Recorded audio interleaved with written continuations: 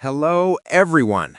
In this video, I'll guide you on how to fix the 502 bad gateway error quickly and easily, whether you're a visitor or a website owner facing this issue.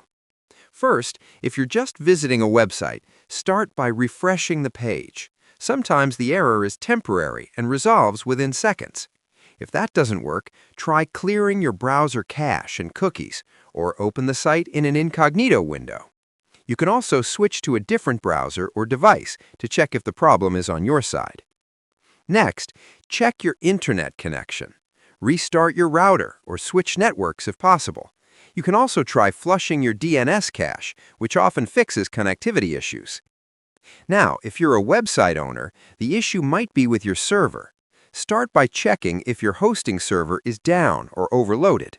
Restart your server or contact your hosting provider for support.